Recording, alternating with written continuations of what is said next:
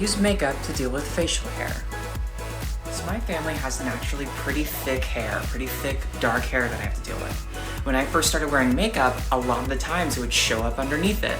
I would have like a stash while I'm rocking a full-on eye look. So this is kind of an aggregate of all the techniques and tips that I've seen on YouTube, on Reddit, on Tumblr, whatever, and kind of squished them together to do what works for me. Also keep in mind that I've been on E for a while, so my hair isn't as thick and dark as it used to be, but I still use these same techniques back then as well. So I'm in the middle of doing my makeup. I have my closest shave that I can, but you can still see there's darkish areas here. Estrogen has helped a little bit, but it's still there. So what we're gonna do, I put on my primer, my Baby Skin by Maybelline, and I'm going to take an orange color corrector. It's the same idea that people use to hide dark circles under their eyes. Warm tones to hide cool tones, which is your hair.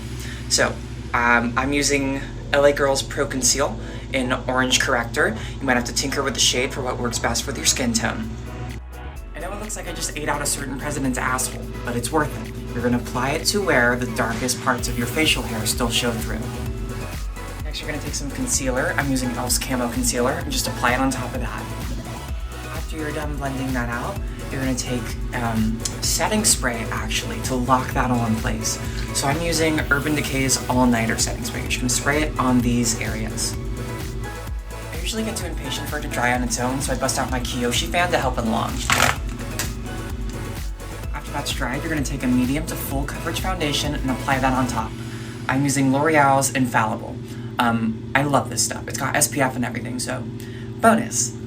If you're using more of a medium coverage foundation, you can feel free to build it up until you can't see what's left underneath. And there you are, that's with the foundation on. Now obviously it's not 100% foolproof, and if you zoom in really close, you can still kind of see it.